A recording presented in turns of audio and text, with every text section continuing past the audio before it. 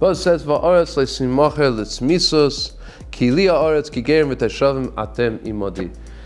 You're not allowed to sell a land in Eretz Yisrael. You're not allowed to sell land forever. L'tzmisos, like we know, there's a mitzvah of yovel. The land comes back. Not only it happens, but a person is not allowed to even make a sale that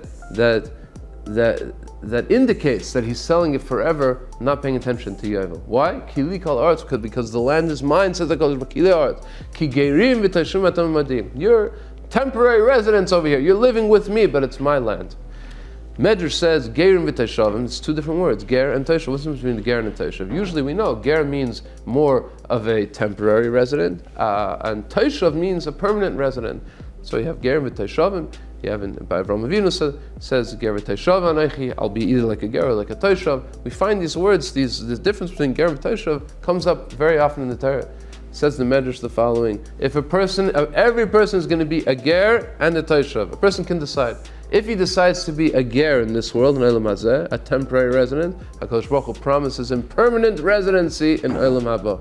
If a person, chas v'shalom, chooses the other way, he wants to be a teshav in this world, so Hashem says, okay, you'll get your chelek in Olam Haba, but it's going to be a ger type of portion in Olam Haba. It'll be some sort of temporary residency that he'll get over there, not with all the benefits that a full citizen receives. Chavetz Chaim famously says, Moshe Sternbach in Tamadas, he quotes the Chavetz Chaim and he says that there's some people who are so attached to their artzias, to their living in this world, that they really convince themselves that they're never going to die. They're going to live forever. Everything about their lives is connected with Olam Hazeh, so they think they're not going to die. They see their neighbor died the day before, their relatives died.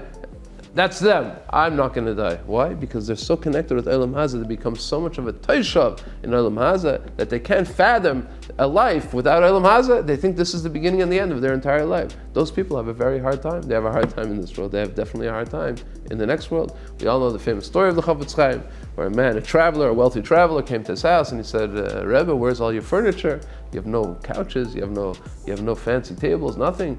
And Chavetz Chaim turned to him and said, where's your furniture? I see you have a very nice wagon, but there's no furniture in the wagon. So he says, yeah, but I'm traveling. I don't bring all my furniture when I'm traveling. He says, I'm also traveling. I'm traveling there. My furniture is all in place. When I get there, I'll have everything I need. The last few years, our world has been completely turned upside down. Everything that we were used to, we became so used to living a certain type of lifestyle, traveling lifestyle, our social lifestyle, social scenes, and then all of a sudden one day everything stops. The whole world comes to a standstill. No more traveling, no more gathering, no more living a normal life that we became used to, became totally not normal. The abnormal became normal.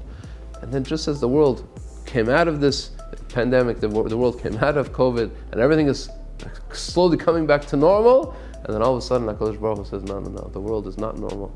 Turns over the whole world. We're so used to the fact we have United Nations. Nations don't go to war anymore. Everything is calm. No, HaKadosh Baruch Hu shows that the world can change in a second. Now everything we thought was normal, everything we thought is stable, became completely unstable. And how does a person live with this? How does a person continue his work, his avodas Hashem?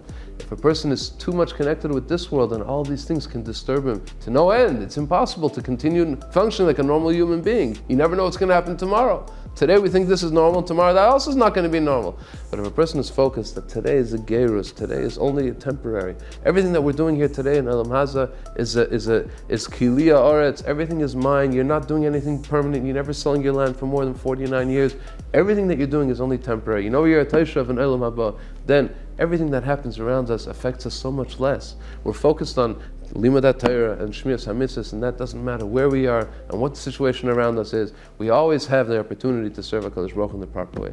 Chas v'shalom, a person becomes too connected to this world. That's when all these things start bothering us and start affecting our ability to function as a human being. Depends what kind of human being we are. If we're a ger, then everything's fine. If we become a taishav, chas v'shalom, then these things affect us so much more. Good Shabbos.